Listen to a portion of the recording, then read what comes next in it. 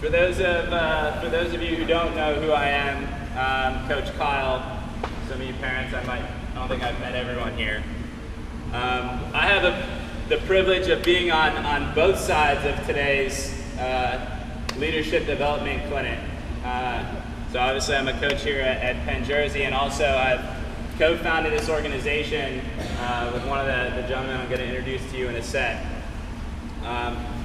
So for a long time, swimming has been an incredibly important and influential piece of my life, and kind of what we wanted to do with this organization was kind of take that impact and kind of spread it around. And one of the big influences that I had was that guy over there, Timmy Hayes.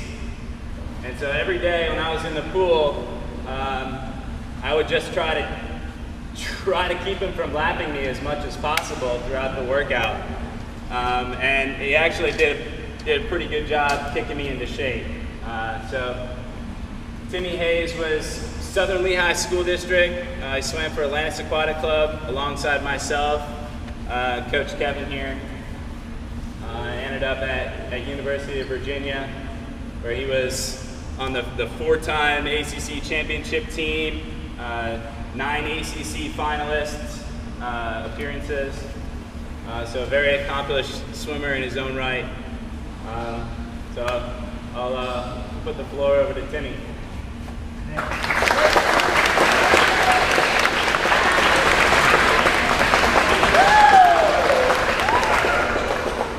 Everybody here, okay? I'm going to stand in the center because we're going to try to record this, but if you can't hear, you can kind of like pile into the sides. It's funny being back here. Me and Kyle actually spent a lot of our training days in this very pool, and it looked a lot different. It looks amazing now. I can't wait to get in at the end of this thing and kick Kyle's butt again. One thing I want to start off with is just acknowledging all the parents that are here.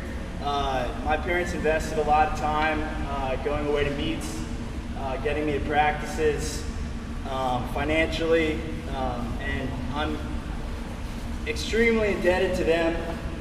So I think it's really important to have commitment from parents here as well as in Nicaragua, which is something I preach to the kids down there. So let's give a round of applause for all the parents that came out.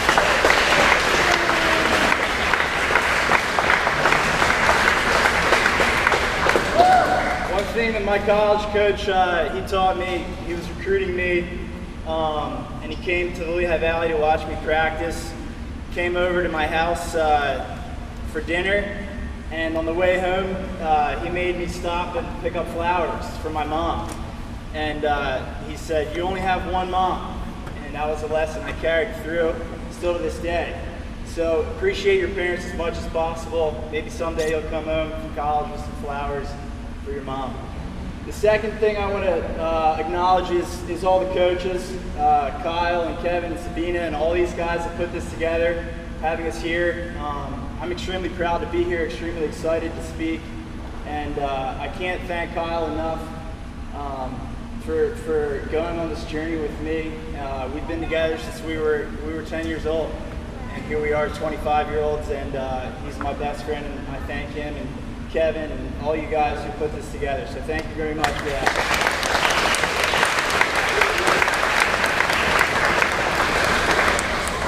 So how did I end up in Nicaragua? What is Nica Nadadores? And how can we help you grow personally as well as become the fastest swimmers possible? As Kyle mentioned, swimming has always been a part of my life. I was involved in other sports, but I always excelled at swimming. I went to the University of Virginia, had a great career, and when I graduated, I was prepared for swimming to be over. I put the work in. I was ready for my time in the pool to be done. I was ready to close the chapter. But it never closed. I trained until 2012, and then I was kind of battling joining the corporate world, and I moved out to Jackson, Wyoming with no job, no real plan. And what did I do? The first thing, I went out to Jackson Hole, Wyoming, and I was emailing swim clubs looking for coaching positions. So swimming once again entered my life when I moved out to Wyoming.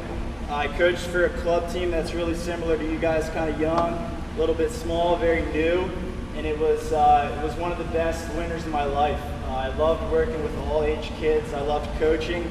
I felt like I was in my niche. And I wanted to stay in Jackson, but it just wasn't working. There wasn't a lot of room for growth and opportunity, so I found an opportunity with the organization in Nicaragua. I'm a big surfer, so Nicaragua has always been on my mind. Living in a place where I could go get waves year-round. So I took this position down in Nicaragua, and once again, the swimming chapter was open in my life. Within the first 2 weeks in Nicaragua, I met a missionary. His name is Holly August, and he's been a huge mentor for me in this past 15 months that I've been down in Nicaragua. To this day, we're building a pool together. And when I met him at first, he just briefly explained what he does. He owns a sports complex with a soccer field and a covered basketball court and a library and a computer lab, and it's a great place for kids from the community to come, have a safe place to play, and kind of leave all the things that they deal with behind. And I talked to him, and he said the next project he wanted to take on was building a pool. And I said, well, that's pretty funny. I was a swimmer in college. I might be able to help you with this. So I kind of went to work. I put a few ideas together. I reached out to Kyle and another co-founder of ours, Scott Robinson, who was just missed the Olympic team by 1 spot. And as I expected, both these guys, who are great friends of mine and our co-founders, were on board. They said, this is something we want to be involved in. This is something that we believe in. Let's go ahead and do this. Let's make this work. So what is it that we do? Why are you here? Nica Nadadores is Nicaraguan swimmers. The word Nica, like we say we're American, Nicaraguans say we're Nica. And then Nadadores is the word for swimmers. So starting off was just an organization to get kids involved with swimming. But another thing I saw when I was in Nicaragua was a need for stronger education. The kids down there will get stuffed, 90 kids into a classroom the size of, really tiny. And they study from 7 to noon. It's just not sufficient. So I wanted to use all the things that I learned through sport, all the practices and principles that I was taught through swimming, as well as combine that with education and create an opportunity for kids to grow, just like we had mentors like Sabine and other coaches with Atlantis, and we were able to achieve the highest level possible because of the support system we had. So that's what Nica Nadadores is. It's a group of kids that are using swimming as an opportunity to grow personally, as well as getting support financially. They get backpacks, school uniforms, textbooks, pencils, tutoring, mentorship, and swim lessons. So it's right now it's exactly what we plan it to be. It's a combination of these two. We run swimming classes on Mondays and Wednesdays right now. Hopefully, when the pool is done, we'll have more classes and more kids, and we'll grow just like this team will grow. We employ a local coach who I'll go into a quick story about. His name's Edwin, and it was about 3 weeks ago, maybe a month ago, I texted him. I said, hey Edwin, I hope you had a good weekend. I'll see you for swim class this afternoon. And he called me and he said, Timmy, my house is flooded. The rains this past weekend basically destroyed my roof. My floors are all muddy, my mattress is ruined. There's nothing. I have to take care of my roof before the next rains come. And I said, okay, that's fine. Do what you have to do. And I hung up and I went back to work, sending emails. And I kept thinking, how can I help this guy? He's a good friend. He's committed to this program. I'm flat broke, so I can't offer him any money. But I called the missionary friend and I said, hey, Holly, do you think we could borrow your truck? He said, sure, no doubt. So we went down to Edwin's house and we took a look at the damage, and it was real. You know, you walk in the front door and everything's muddy. His mom's cooking rice over what we would consider a campfire. You know, they don't have propane or natural gas to use on the stove. They cook over a fire. And we go into Edwin's little hut, and it's, yeah, the roof is just shredded. So we go down to Edwin's church, and we buy sheets of zinc, which they make the roof out of. And we buy 4 sheets of zinc for $12 a piece, and Edwin has $50. 4 pieces of zinc at $12 a piece is $48. It's the first day of school for some of you guys. So he had $50 total. His roof cost $48. He spent all of what he had on a new roof, and this wasn't $50 that he borrowed from his mom or $50 that he got from selling his Dr. Dre beats. It's $50 that he had accumulated over the course of who knows how long. And we're putting this roof up, and it's the first time that Holly, the missionary, had met Edwin, the coach. Edwin's describing the situation. He's the only one in his family that works. His dad's in jail, and it was a really humbling experience. I'd been in Nicaragua now. At this point, I'd been there for 14 months, and I'd been in plenty of people's homes, and I had experienced a lot. I had been humbled, and I thought I understood exactly what it was that I was involved in. And it really hit me that this was the first time I understood that this organization is going to provide a lot more for a lot of people than we can understand. It's going to provide a lot of things for kids as they grow up that you might not see. But you can take that feeling of empowerment, and you can be proud of the fact that you're helping people who are in dire need. The second reason I tell this story is because Edwin is our coach. I don't speak as much Spanish as he does. He's a Nicaraguan. So he's in direct communication with the kids, and he's a person who preaches the principles we founded this organization upon, which is leadership. He's a true leader. He inspires people. Sometimes we think of leaders as people who are in positions of authority, and true leaders really inspire. They have a passion, and they have the ability to get people to come join them. So he embodies leadership. He embodies self-improvement. He's taking English lessons. He's working. He's looking for other opportunities like Nica Nadadores. And he has dreams. He has dreams for these kids. He wants these kids to improve. He wants to better his situation for his family. That's the second reason I tell the story, because he embodies all the principles that we preach. And the third reason I tell the story is because the kids that we work with have very similar stories. A lot of the kids that we work with come with a lot of issues. Families who have abusive parents, families who the dad might have 3 wives, kids with tons of different women, kids that are orphans. We provide structure for a lot of kids with similar stories to Edwin, and our hope is that as this organization grows, their situation's better.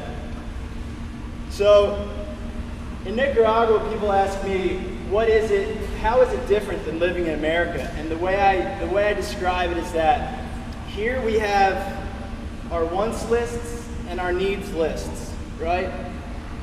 Most of our needs are satisfied. We have food, we have water, we have shelter. We have our wants lists though. We want a new iPhone, and we want a BMW, and we want that new backpack before we go back to school. And those are the things that we strive to achieve, we strive to obtain. In Nicaragua, it's kind of the opposite. There is no wants list. Even in my house, I have running water from about 6 a.m. to 8 a.m. and then again at night. And when it's gone, it's gone. We struggle with a lot of things that are just third world. Our needs lists are toilet paper. Our needs lists are protein. Our needs lists are very, very basic. So when you think about the next time maybe you're in lunch in the cafeteria, you want that Subway hoagie, maybe you have a little bit more empowerment, you're a little bit more informed, thinking that there are kids that you're helping that don't have that.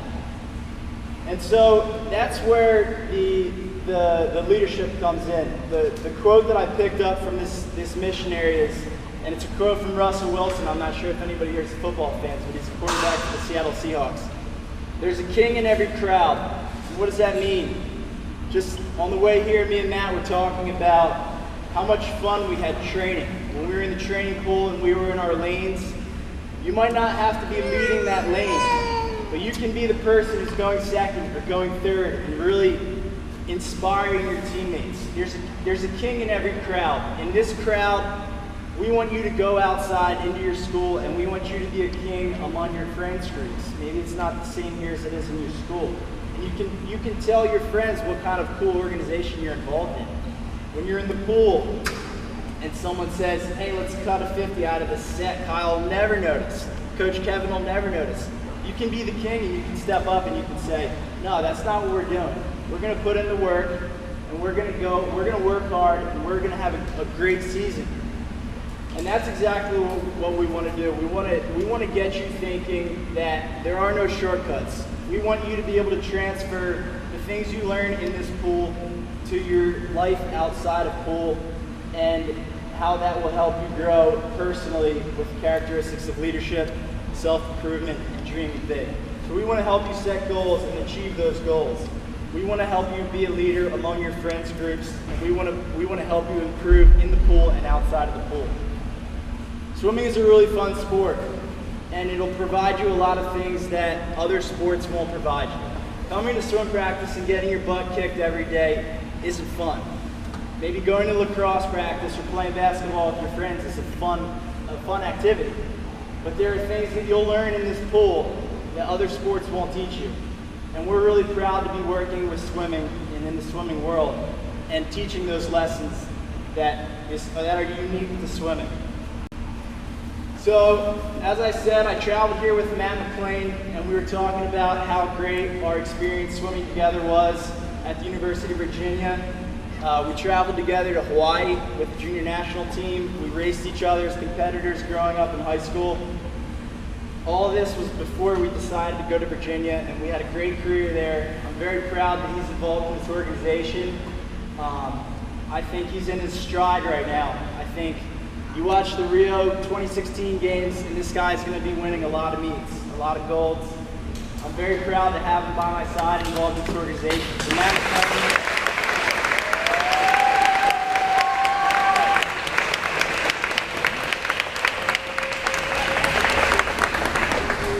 all right, guys. First, I'd like to say thank you for having me. Thanks to Tim. I could not have asked for a better training partner in my 4 years at Virginia. And when you talk about someone who really takes initiative and works hard on a daily basis, he isn't afraid to say what they're thinking, even if it's not always popular with the rest of the team. That was this guy. He always had the stones to say it, and he got it done. And he's someone that I'm really proud to know and consider one of my close friends. And I'm going to kind of talk about what swimming has done for me and how I relate it to who I've become today. Because swimming, it can be a very difficult sport, but you can get a lot out of it. And I really think it can help you to develop as a person and mature and develop these skills that he's talking about. One of the things that it's really done for me is teach me that I truly am in control of my own destiny, and that I have much more control over my life than I may have perceived otherwise. And I think that's one of the really valuable things that would like to help teach these kids in Nicaragua. Would like to give them a sense of control in their communities, teach them how to be leaders, and teach them how to improve their lives and their situations. And for me, I got a large sense of control out of swimming. So a lot of times when I talk to groups of kids, there seems to be this preconceived notion that all Olympians are just these Greek godlike figures who are really tall, super good at swimming all the time, and they never had any struggles. Did anyone kind of think that they were always really good athletes? Okay, well, in most groups, more people think that. And I'm glad that you raised your hand, because I was not good. I was terrible when I started. I swam like a can of paint. So I was that kid at the end of the lane that was just getting run over all the time. And how many of you guys started on Summer League? Really? So a lot of you guys started on club teams around here? All right, well, what I find in most places is that kids start on Summer League teams, and it's generally not that serious initially. It's something they do socially and that they find fun. And that's exactly how I started. And like I said, I was terrible. I would get run over every day in workout. I would just get lapped constantly. It would be like, just try and stay above the water. But what jumped out to me initially right away about swimming is that there should be a very clear-cut relationship between the work that you put in and the results that you get out. So I really like that sense of control in swimming. So I was like, you know what? I'm terrible, but I'm going to continue to work. And I worked as hard as I could. I didn't miss a practice that entire first summer that I swam.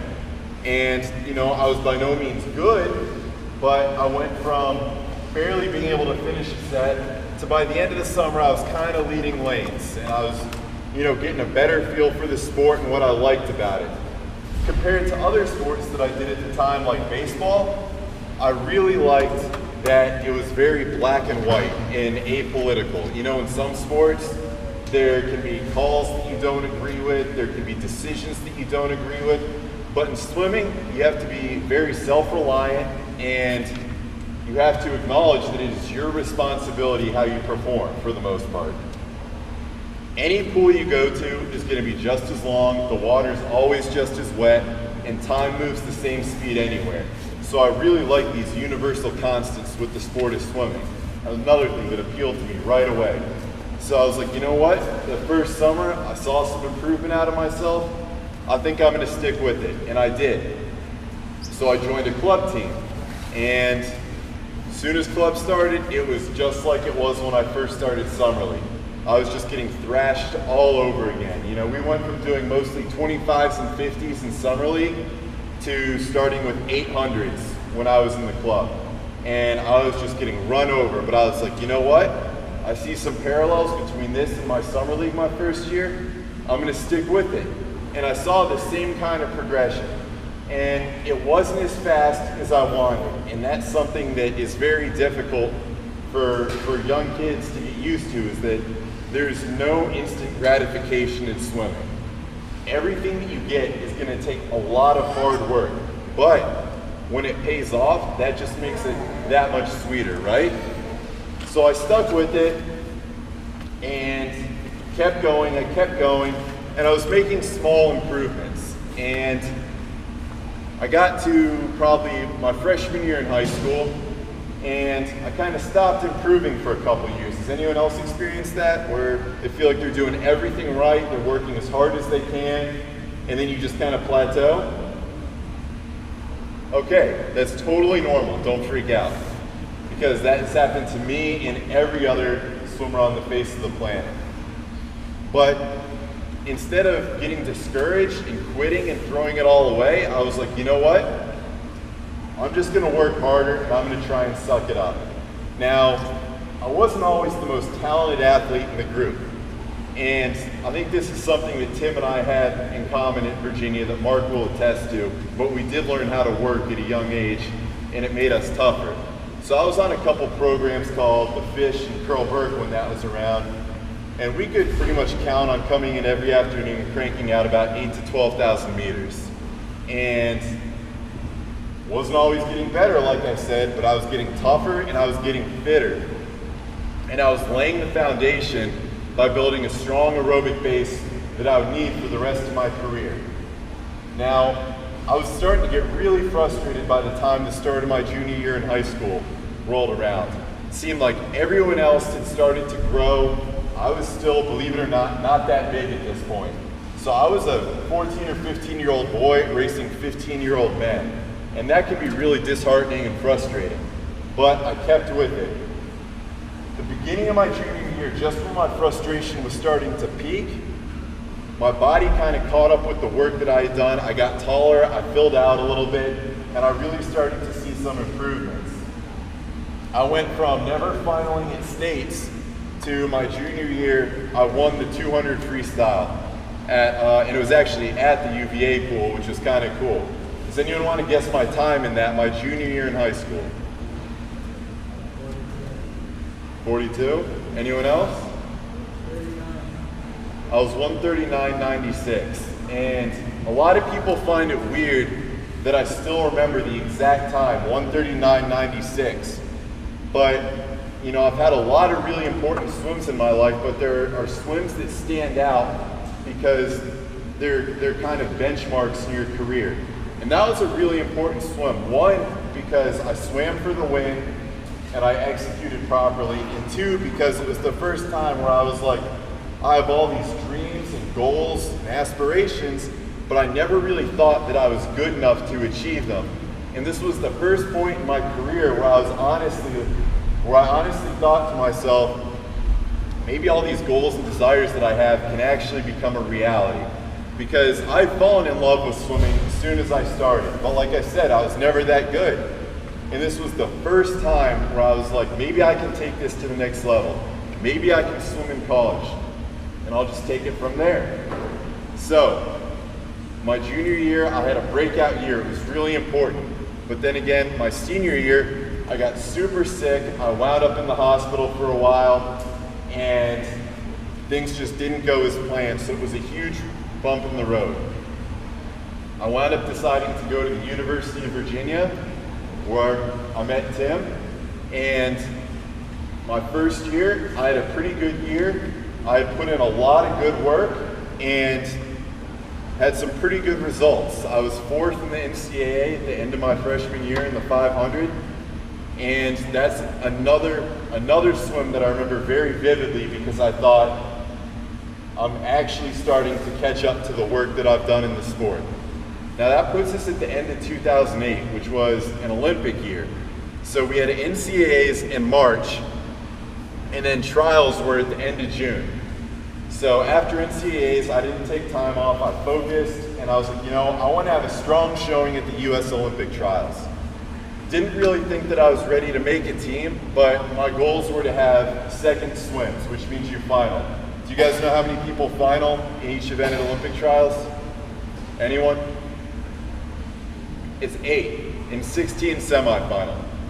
So the first day was the 400, and I was ready. I knew that I could put together a good swim. And this is when we still had the body suits, right? So you're wearing the full body rubber suit. Put on my suit, I go to the ready room, and I was in a heat with Peter Vanderkay. Peter Vanderkay was a great distance swimmer, and he's one of my idols. So it was really cool for me to get to race this guy who I had always looked up to growing up. I was pretty nervous, but I was like, you know what, I can have a good swim. All I have to do is swim my own race. So we're in the ready room, we get paraded out, you know, there's cameras there because PBK's in my heat. We get up on the blocks, and they say, take your mark, and I go down, and I hear a big rip. And my suit had ripped right in the butt. And I remember looking back, and the VIP seating in Omaha is right behind the starting blocks. And I'm like this, and I can see someone put the heat sheet over their mouth. And that was, kind of stands out in my mind, last thing that happened before that race. But I was like, you know what? Just gonna do the best I can. So I dove in and I swam, and I had a pretty good race. I could feel the water sloshing around in the suit because that's the bit, you know, they would balloon out. Like, if you're in the water and you peed in one of those suits, it was coming out up here. So you had to be real careful where your lips were. So I get out, I'm, you know, kind of walking off the deck like this, and I saw the results flash on the scoreboard, and I was 9th. So I had just missed finals, just missed out on my goal. And it was a huge disappointment, but what it taught me is that you've got to just learn to kind of roll with the punches and take things as they come. It was my mistake that I let it take me out of my zone during the race and distract me. It taught me that when you get to a meet like this, you just have to be so ready to go that nothing is gonna faze you. So it was a lesson well learned. The next day was the 200 freestyle, and not as good of an event, but I was like, you know, if I can semifinal, that would be pretty good. And in that event, I wound up missing semifinals by 1/100. So that was another pretty big bummer, but I learned some good things from the meet, right? So the next year, I had a good ACC meet, but then at NCAAs, I came down with a sickness called MRSA. And that knocked me down for a while, and I was pretty sick. So that kind of screwed me up for an entire summer, and then messed up that year, never really fully recovered, wound up getting pretty sick with swine flu the next year, went in the hospital for that. So I had kind of a real rough year and a half where I had gone from being the third fastest 500 freestyler in the country, and I think top 8 all time, to not even finaling at the NCAA meet in 2010. That's a pretty tough pill to swallow when you feel like you're doing everything right, but these external forces just kind of keep knocking you down. But again, I had one of those crossroads where I was like, I can let it get me down, or I can be a man about it, go out to California and train. And that's what I did. I went out to California and trained with the legendary coach John Urbanchek for a summer, got back in shape, came back to Virginia my 4th year, and I had the best season of my life, and I won my first national title at the end of that year in the 500 freestyle, which was another really, really big swim for me, because it was a title that I'd wanted for a long time. It was my last chance, so it was now or never. And it was one of those things where I just had to swim for the win and execute properly. And it was pretty cool because I had bounced back from all that illness, all that adversity from the preceding year and a half, and I won my first national title. So that summer was that was the summer of 2011. Went to nationals in Stanford, and I won my first long course national title in the 400 freestyle. So that puts us 1 year out of the Olympics. I was out living in California, training with Irby, and for that year, I did every single thing in my power right. I did nothing but focus on swimming and did everything in my power. And when I say everything, I mean everything to prepare for that Olympic year. Olympic trials rolls around the next year. The 400's on the first day again. I'm seated 2nd. Top 2 people make the team. Peter Vandercase seated 1st, I'm seated 2nd. And for whatever reason, the morning rolls around, didn't have a great swim, and I wound up 9th again. Missed finals, wasn't going. And I remember getting on my phone later that day and seeing a couple swim-swam headlines, stuff like that, where like swing and a miss from McLean blows his chance to make the Olympic team. And I was like, oh, that kind of sucks. But I didn't let it faze me. And after my race, I didn't let it faze me. I got in the warm-up pool, I sucked it up, and I did my job. I warmed down the way I should, I got a recovery drink in me, I got a flush, and I did all the things that I would have done had I had a great swim.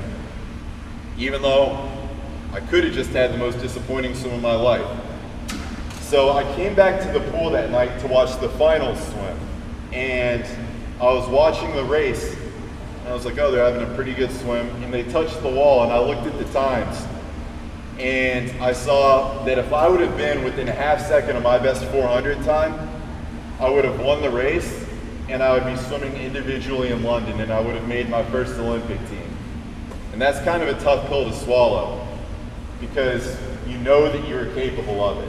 And that was another one of those crossroads that I'm talking about, because I could have been like, I blew my chance, I'm not going to the Olympics, I just wasted, X amount of my life, it's over. But the way I chose to look at it, and this was a conscious decision on my part, was, well, that just means that I'm good enough to be on the Olympic team. That's all it means. Just means I'm actually good enough to be there. So the 200 freestyle was the next day, and that was an event that no one really thought I would make the team in because it wasn't as much of a strength for me. But I was like, you know what, I'm just gonna put together the best 200 freestyle I can one day after the most disappointing swim of my life and see what happens. The next morning I came, I had a solid swim, and I made it back for semifinals. So semifinals are the next night, and it's 16 swimmers. There's 2 heats, and I was like, you know what? If I can just put together a good swim in the semifinals heat, maybe I can make finals, and we'll see what happens.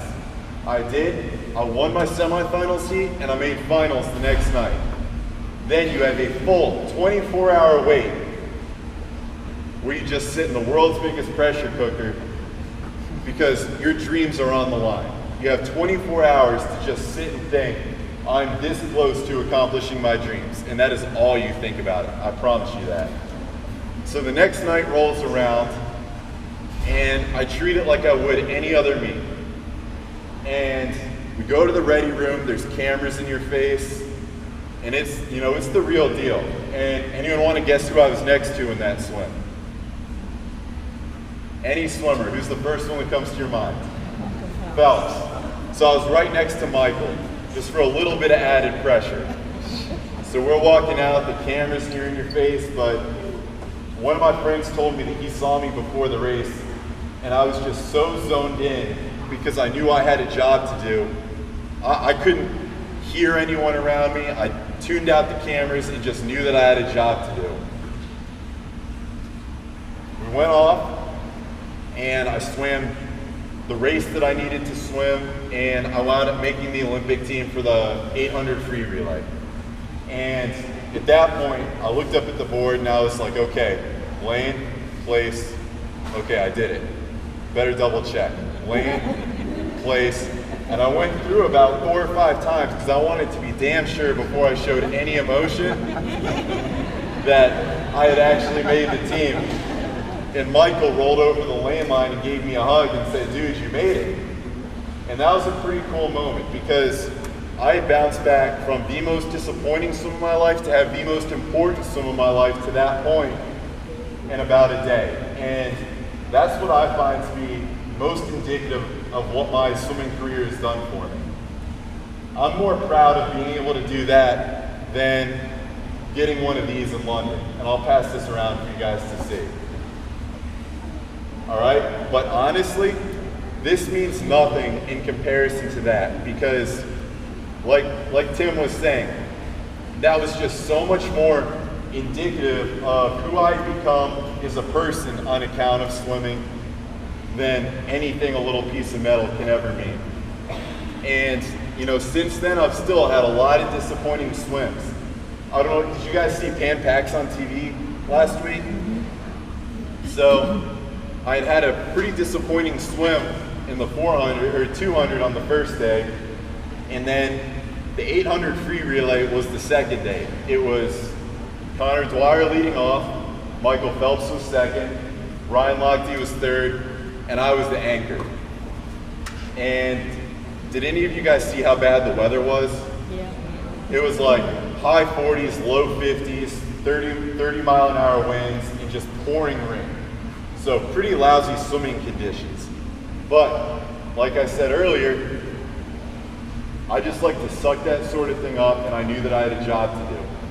So after 3 legs of the relay, the Japanese were ahead by 1/100. And the Japanese guy that I was going next to had a .00 takeover.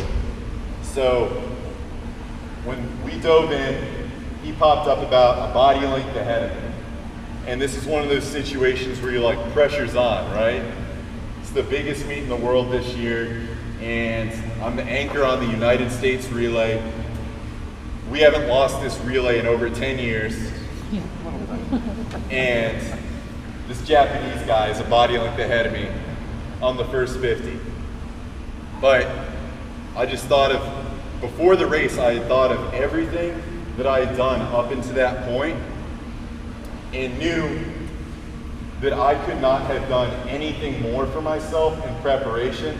And that's a really good thing to have to be able to fall back on. And that's why Tim said, You need to be the leader. You need to encourage your teammates to do everything right, because you never know when you're going to need that little extra bit. And it's a good thing I had it, because we wound up winning that relay by 1/10 of a second. And that's a pretty close margin for a 7-minute race. So that's just another instance of where I think I've gotten physical and mental strength from the sport of swimming that's benefited me when I need it. And I hope that you guys get something at least comparable out of your careers in the water, whether it culminates with an Olympic gold medal or not. But I think everyone can get something personally out of swimming that will make you stronger, and you'll be better for it.